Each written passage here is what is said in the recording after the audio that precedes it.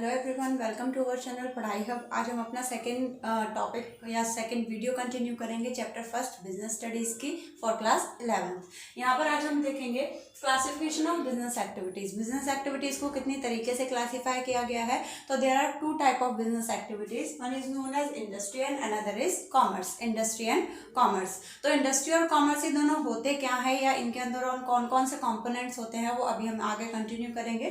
देखते हैं इंडस्ट्री में और कौन कौन सी इंडस्ट्रीज आती हैं या कितने टाइप्स की इंडस्ट्री होती हैं। So there are three type of industries. कौन कौन सी होती हैं? Primary industry, secondary industry and tertiary industry, जिसको हम सर्विसेज भी कहते हैं। तीन तरीके की इंडस्ट्री हैं। अब इनमें कौन कौन सी चीजें आती हैं या फिर इन इंडस्ट्रीज को हम कैसे डिफाइन करेंगे।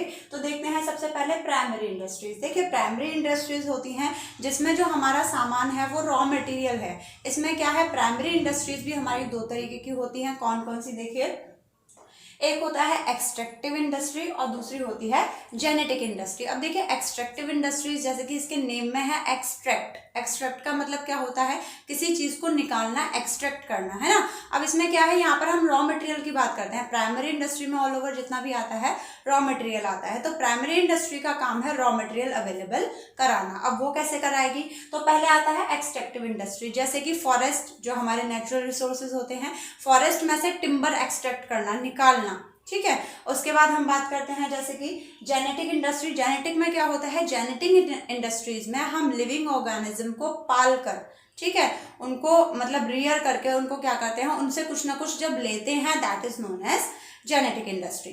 जेनेटिक इंडस्ट्री में हमारे जितने भी डेयरी फार्म आ जाते हैं या फिर एग्स की हम बात कर ले या फिर फिशेस की बात कर ले, ये सब हमें कहाँ से मिलता है? जेनेटिक इंडस्ट्री से। क्लियर? किससे? लिविंग स्टॉक से, जहां पर हम लिविंग स्टॉक पालते हैं, जीव जंतु को पालते हैं और वहां से उनसे जब कुछ लेते हैं, so that is called that genetic industry. ठीक, क्लियर? अब देखिए, यहाँ से एक्सट्रैक्टिव में से भी हमें रॉ मटेरियल ही मिल रहा है। हम क्या कर रहे हैं, नेचुरल रिसोर्स में से, अपनी अर्थ में से कुछ निकाल रहे हैं, एक्सट्रैक्ट कर रहे हैं। और जेनेटिक इंडस्ट्रीज में भी हम क्या कर रहे हैं, मिल्क, एग, मीट, इन सबको हम क्या कर रहे हैं, लिविंग ऑर्गेनिज्म से ले रहे हैं। क्लियर? नेक्स्ट, सेकेंडरी इंडस्ट्रीज का क्या काम होता है? देखिए, प्राइमरी इंडस्ट्री में हमने सिर्फ अभी रॉ मटेरियल लिया। अब रॉ मटेरियल को फिनिश गुड्स में कन्वर्ट करना काम किसका है? सेकेंडरी इंडस्ट्रीज का। सेकेंडरी इंडस्ट्रीज में भी दो तरीके की इंडस्ट्रीज होती हैं, एक होती है मैन्युफैक्चरिंग और एक होती है कंस्ट्रक्टिव। मैन्युफैक्चरिंग इंडस्ट्रीज कौन सी होती है? मैन्युफैक्चरिंग का काम है रॉ मटेरियल को फिनिश गुड्स में प्रोड्यूस करना। अब इसमें क्या क्या आ जाता है, जैसे कि convert raw material into finish goods. हमने सपोज जंगल से टिम्बर लिया, लकड़ी ली और उसको हमने फर्नीचर में क्या कर दिया, कन्वर्ट कर दिया, that is known as manufacturing. ठीक है। उसके बाद ट्रीज हमने लिए, ट्रीज से हमने पेपर बनाया, वो भी क्या है? मैन्युफैक्चरिंग। उसके बाद आता है कंस्ट्रक्टिव। कंस्ट्रक्टिव में हमारे सारे कंस्ट्रक्शंस आते हैं, जैसे कि बिल्डिंग, रोड, डैमेजेस, बड़ी बड़ी और हॉस्पिटल्स या और जितनी भी चीजें आती हैं वो सब हमारी इसमें कंस्ट्रक्शन में आती हैं, जो बिल्ड होती हैं। ठीक है। इसमें क्या होता है, इसमें हम रॉ मटेरियल को लेके, जैसे कि हम बात करें, जो जितनी भी हमारे छोटे छोटे कंक्रीट्स होते हैं या फिर हमारा बिल्डिंग मटेरियल जितना भी होता है, उन सबको मिलाकर हम कंस्ट्रक्शन करते हैं। तो यहाँ पर क्या होता है, हम कुछ रॉ मटेरियल से कुछ बनाकर खड़ा कर रहे हैं, तैयार कर रहे हैं, that is known as constructive industry.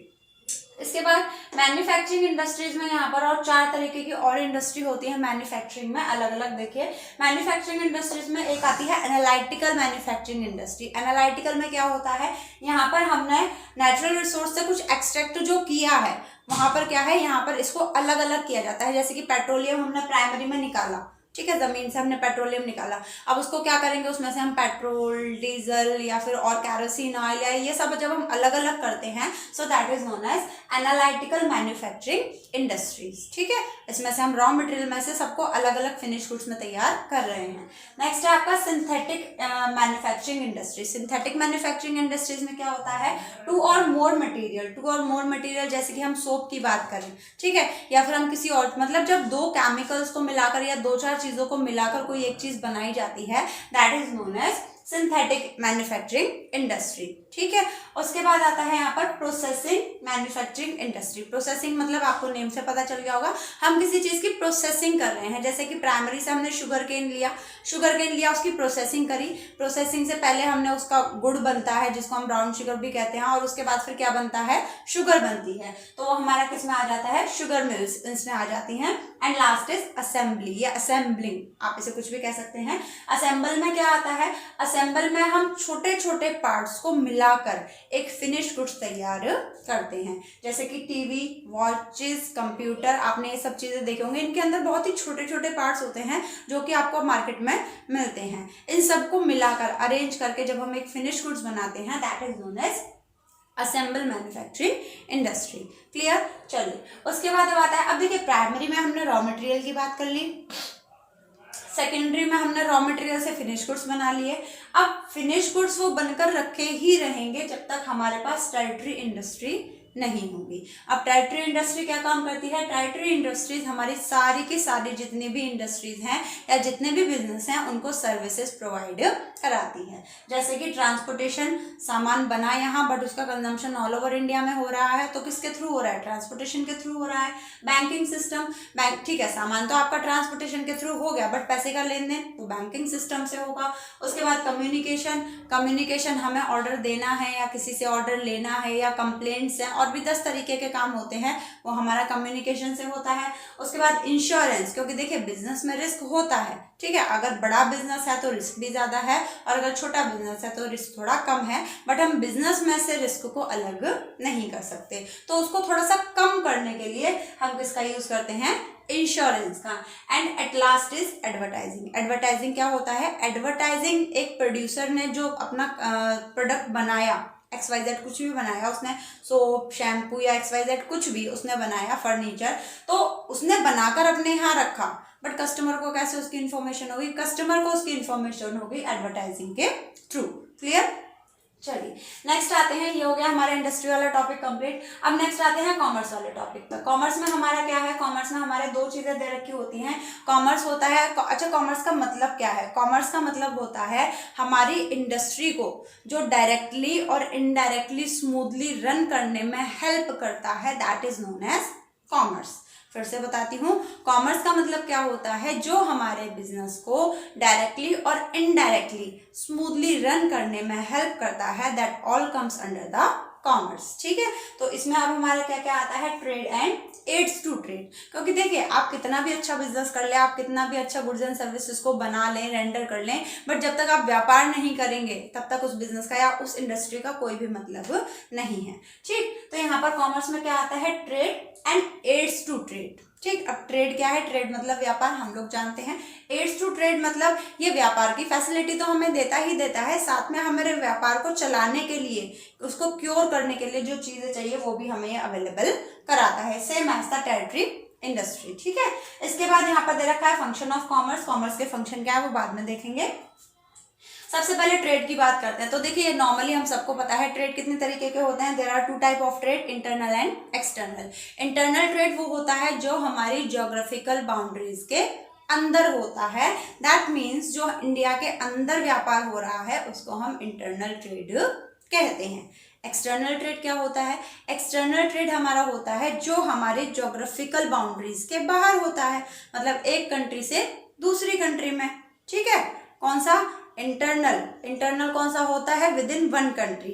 External, external कौन सा होता है, with one country from the other country. ठीक है, एक कंट्री से दूसरी कंट्री में जब ट्रांजैक्शन होती है, ट्रेड होता है, उसे हम एक्सटर्नल ट्रेड कहते हैं। इसके बाद आता है रिटेल और होलसेल। अब इंटरनल एक्सटर्नल तो हमने देख लिए। इंटरनल में भी 2 तरीके के ट्रेड होते हैं। इंटरनल में 2 तरीके के कौन कौन से होते हैं, रिटेल या ट्रेड। जो हमारे पूरी कंट्री के अंदर जो व्यापार हो रहा है या तो वो रिटेल में हो रहा होगा या फिर होलसेल में हो रहा होगा। रिटेल का मतलब, रिटेल एक तरीके का लिंक है जो होलसेलर और कंज्यूमर के बीच में होता है। रिटेलर है, रिटेलर क्या करता है, कंज्यूमर से डायरेक्टली क्या करता है, कनेक्ट करता है, कंज्यूमर से डायरेक्टली डील करता है। तो ये किसके बीच का लिंक है, कंज्यूमर और होलसेलर के बीच का। ठीक, उसके बाद आता है, या फिर और इसको हम बात करें, रिटेलर स्मॉल क्वांटिटीज में अपने कंज्यूमर को large variety of product available कराता है। क्लियर। उसके बाद आता है आपका होलसेल। होलसेल क्या होता है? होलसेलर जितने भी हैं वो बल्क में सामान को खरीदते हैं और छोटे छोटे लॉट्स में रिटेलर को बेच देते हैं। ठीक, तो होलसेलर यहाँ पर क्या है? होलसेलर एक लिंक है between the manufacturer and the retailer.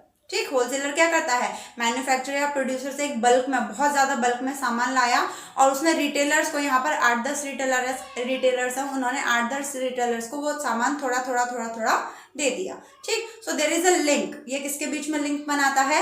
Retailer और मैन्युफैक्चरर के बीच में। ठीक है, और होलसेलर हमेशा सामान बल्क में लेता है और छोटे छोटे स्मॉल लॉट्स में वो रिटेलर्स को उन्हें डिस्ट्रीब्यूट कर देता है। Clear? Next, external trade. External trade क्या होता है? तो ये हम सब जानते हैं, ये 3 तरीके का होता है, import, export and interport. Import में क्या होता है? इंपोर्ट का मतलब होता है जब हम किसी दूसरे देश से अपने देश में सामान मंगाते हैं, that is known as import. Export का मतलब क्या होता है? जब हम अपने यहाँ का सामान किसी दूसरे देश में बेचते हैं, that is known as export. ठीक, एंटरपोर्ट क्या होता है? इंपोर्ट एक्सपोर्ट तो नॉर्मली सबको पता होते हैं। एंटरपोर्ट क्या है? देखिए, एंटरपोर्ट का मतलब होता है मैंने कहीं से सामान मंगाया, मतलब इंडिया ने सपोज किसी दूसरे देश से सामान मंगाया, बट खुद कंज्यूम करने के लिए नहीं, फिर किस लिए मंगाया? किसी और देश को भेजने के लिए। मतलब मैंने सामान इंपोर्ट किया, क्योंकि भाई मैं दूसरे देश से मंगा रही हूँ तो इंपोर्ट हो गया। ठीक है, मैंने इंपोर्ट तो किया but not for the consumption. किसके लिए? To export for the other country. Clear? इसको हम कहते हैं एंटरपोर्ट। इसके बाद आता है, देखिए, aids to trade. Aids to trade हमारा जो फंक्शन ऑफ कॉमर्स है, ये सब आता है। अब यहाँ पर एड्स टू ट्रेड की अगर हम बात करें तो हमारे व्यापार को, एड्स का मतलब होता है क्योर, है ना, हमारे व्यापार को कौन कौन सी ये हेल्प करता है कॉमर्स। तो देखिए, हमारे व्यापार को ये ट्रांसपोर्टेशन अवेलेबल कराता है, अभी मैंने बताया गुड्स को एक जगह से दूसरी जगह ले जाना। कम्युनिकेशन की फैसिलिटी करवाता है कि भाई कितना सामान लेना है, कितना देना है, कोई प्रॉब्लम आ रही है, डिले हो रहा है, कोई किसी के पास कोई कंप्लेंट है, तो वो कम्युनिकेशन के थ्रू होता है। उसके बाद है banking and finance. Banking and finance में क्या करता है कॉमर्स? यहाँ पर जो पैसे का ट्रांजैक्शन है वो तो बैंकिंग के थ्रू सॉर्ट आउट कराता है, और जिन लोगों के पास बिजनेस करने के लिए पैसे की कमी होती है उनको ये फाइनेंस भी प्रोवाइड कराता है। क्लियर? नेक्स्ट अब करते हैं बात हम इंश्योरेंस की। इंश्योरेंस अभी हमने ऊपर डिस्कस किया था। इंश्योरेंस क्या? बिजनेस है तो रिस्क होगा, और रिस्क को थोड़ा सा कम करने के लिए हम किसका यूज करते हैं? इंश्योरेंस का। उसके बाद एडवर्टाइजिंग। एडवर्टाइजिंग क्यों होती है? एडवर्टाइजिंग अपने कस्टमर तक अपने प्रोडक्ट के प्रॉपर नॉलेज पहुंचाने के लिए एडवर्टाइजमेंट का यूज किया जाता है। And at last warehousing. Warehousing क्या है? क्योंकि देखिए, अभी अब सपोज प्रोडक्शन हुआ, प्रोडक्शन ऐसा तो है नहीं एक दिन में एक यूनिट बनती है, भाई मशीन्स के थ्रू प्रोडक्शन होता है, so there is lots of production in one day. But क्या उस सेम डे में वो सारा प्रोडक्शन खत्म हो सकता है, कंज्यूम हो सकता है? नहीं ना। ठीक, और सिंपल एग्जाम्पल ले, व्हीट है, राइस है, इनकी खेती होती है, सीजनल होती है, ठीक, टनों के हिसाब से होती है, बट क्या इतना टन गेहूं या इतना टन राइस एक दिन में कंज्यूम हो सकता है? नहीं। बट वो तो जो इंसान है वो तो डेली उतना ही उतना खाएगा ना जितना उसका मतलब कैपेसिटी है। ऐसा तो है नहीं प्रोडक्शन ज्यादा हो गया तो वो अपनी कैपेसिटी को भी बढ़ा लेगा खाने की, दैट्स नॉट पॉसिबल। ठीक है, तो वेयर हाउसिंग में क्या होता है? वेयर हाउसिंग में जब हम सामान बनाते हैं तो उसे स्टोर करके रख देते हैं, और जब मार्केट में उसकी डिमांड होती है तो उसे वहां से निकाल लेते हैं। वेयर हाउसिंग की फैसिलिटी हमें मदद करती है ताकि हमारा सामान क्या ना हो, खराब ना हो। ठीक है, और टाइम पर हम अपनी डिमांड को पूरा कर सकें। इसके बाद आता है हमारा at last function of commerce. Commerce के काम क्या होते हैं? तो अभी मैंने आपको बताया, हमारे बिजनेस में आने वाली हर प्रॉब्लम को सॉर्ट आउट करना, उसको रिजॉल्व करना किसका काम होता है? कॉमर्स का काम होता है। तो कौन कौन सी प्रॉब्लम? देखिए, remove hindrance of person. Hindrance का मतलब यहाँ पर प्रॉब्लम से है। ठीक है, remove hindrance of person, person की दिक्कत को दूर करना या पर्सन की प्रॉब्लम को दूर करना। तो पर्सन की प्रॉब्लम कैसे दूर होती है? थ्रू द ट्रेडर्स, क्योंकि यहाँ पर कॉमर्स हमें किसकी सुविधा देता है? ट्रेड की, और ट्रेड किससे होगा? ट्रेडर से, व्यापारियों से। ठीक है, रिटेलर और होलसेलर से, सिंपल। उसके बाद है यहाँ पर रिमूव हिंड्रेंस। यहाँ पर पर्सन का थोड़ा सा और क्लियर कर लेते हैं। यहाँ पर क्या होता है, जो हमारा मैन्युफैक्चरर है और जो हमारा कंज्यूमर है वो कभी एक दूसरे को नहीं जानते। भाई मैन्युफैक्चरर है, वो सामान बना रहा है कहीं सपोज हमारा नॉर्थ ईस्ट में, ठीक है, और यहाँ पर जो हमारा कंज्यूमर है वो साउथ वेस्ट में। आप नॉर्मली हम सब जितने भी चीज़ें यूज़ करते हैं, क्या हम उनके मैन्युफैक्चरर को जानते हैं? पर्सनली नहीं जानते। ठीक, तो वहां पर क्या है, तो भाई ये सामान आया कैसे, बनाया किसी और ने और यहाँ पर कंज्यूम कोई और कर रहा है, तो आखिर ये दोनों लोगों के बीच में जो प्रॉब्लम है ये दूर कौन कर रहा है? ये प्रॉब्लम दूर कर रहे हैं हमारे ट्रेडर्स, रिटेलर और होलसेलर। ठीक है, उसके बाद आता है हमारा रिमूव हिंड्रेंस ऑफ प्लेस, दिक्कत की जगह को दूर करना। दिक्कत का मतलब अभी वही बात, हमारा सामान बन रहा है ईस्ट में और कंज्यूम हो रहा है वेस्ट में, तो कैसे पहुंचेगा? इस प्रॉब्लम को कैसे दूर किया जाएगा? Through the transportation.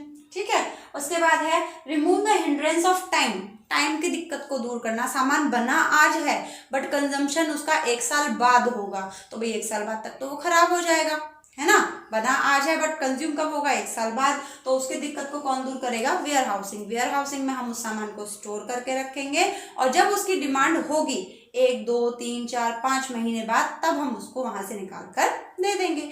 नेक्स्ट आता है अब आपका रिमूव हिंड्रेंस ऑफ एक्सचेंज। चलो सामान आ गया, ठीक है, टाइम पर आ गया, ठीक है, सामान तो ट्रक से आ गया, बट क्या आप ट्रक वालों के हाथों पैसा दे सकते हो कि भाई आप पेमेंट वहां पर पहुंचा देना, वापस जाओगे? तो इतना बिलीव नहीं कर सकते। ठीक, तो ये वाली प्रॉब्लम हमारी जो ट्रांजेक्शन है, जो मनी ट्रांजेक्शन है, उसकी प्रॉब्लम को कौन दूर करता है? हमारी बैंकिंग सर्विसेज। ठीक, उसके बाद आता है हमारा remove the hindrance of risk, risk की प्रॉब्लम कौन दूर करता है? इंश्योरेंस। और at last remove the hindrance of knowledge, knowledge मतलब प्रोड्यूसर ने सामान बनाया, बहुत अच्छा सामान बनाया, बट जब तक कस्टमर को उसकी नॉलेज नहीं होगी तब तक कस्टमर उसे परचेज नहीं करेगा। तो यहाँ पर अगर नॉलेज की प्रॉब्लम आती है कि भाई कस्टमर को जानकारी नहीं है आपके सामान की, तो वो प्रॉब्लम कैसे दूर होती है? एडवर्टाइजमेंट के थ्रू। ओके, ऑलमोस्ट आज हमारा क्लासिफिकेशन ऑफ बिजनेस एक्टिविटीज खत्म हो गया है, जिसमें हमारा इंडस्ट्री और कॉमर्स फिनिश हो गया है। अगर आपको कोई डाउट है, कोई सजेशन है, तो आप कमेंट सेक्शन में जाके लिख सकते हैं। This is it for today and please like, comment and share with your friends. Thank you.